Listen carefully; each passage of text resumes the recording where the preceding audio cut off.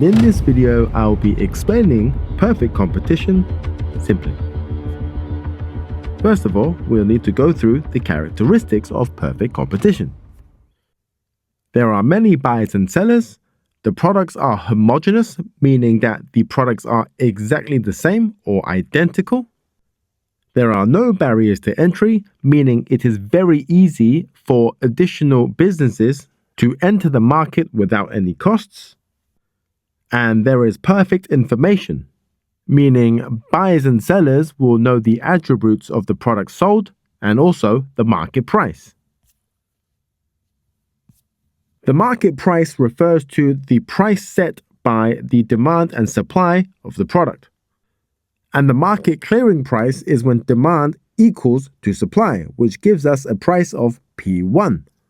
And because of the characteristics of perfect competition, the firm will have to charge the market price, which is P1.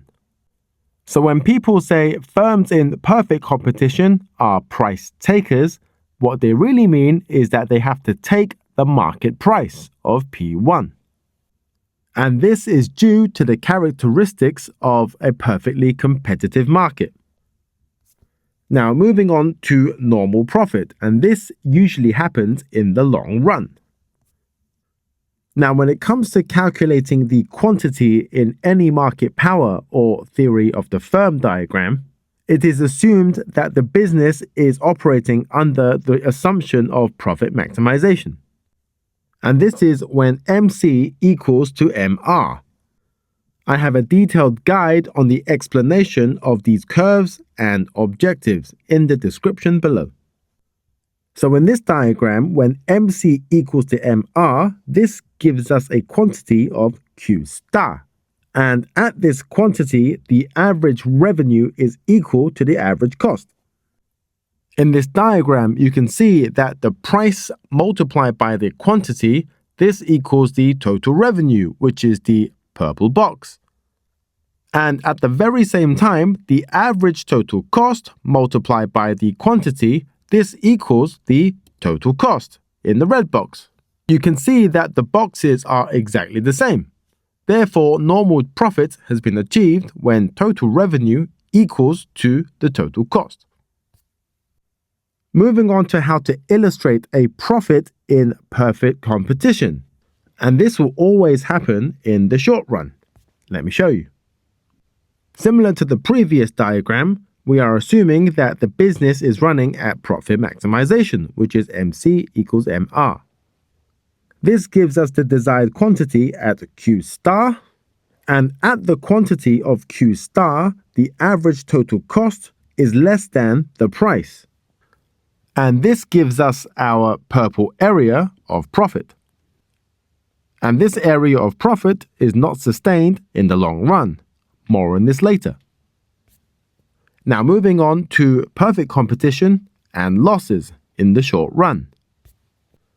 Again, we work on the assumption of profit maximization, which is MC equals MR, which gives us Q star. And in this example here, at the quantity of Q star, the average total cost is greater than the price. Logically, if costs are greater than the price, we are making a loss. And the loss will be illustrated on the diagram here. And now we move on to why profits are unsustainable in the long run. And the reason is pretty simple, as potential producers will have perfect information, and using this information, they will enter the market to compete. So the supply of firms will increase within the market, which competes the profits away. Let me illustrate this to you.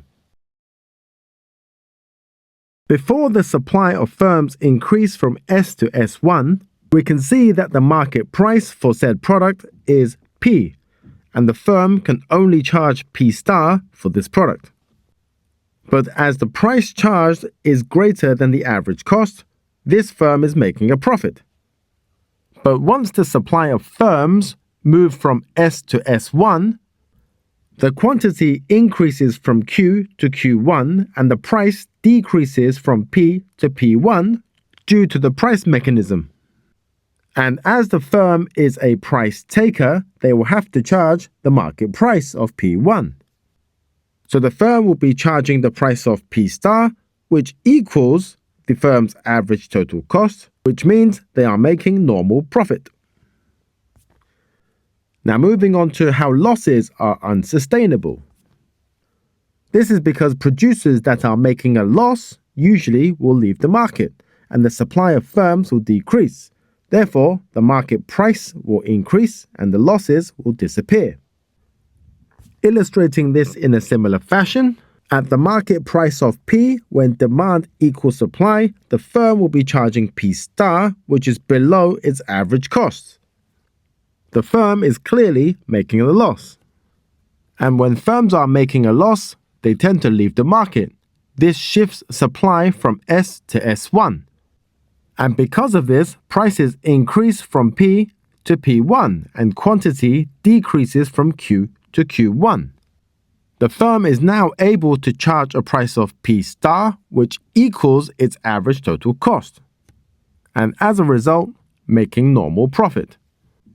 Simply put, firms that are in profit will be competed away, and firms that are in loss will leave. I hope that helped. I hope you guys have a good day. Bye-bye.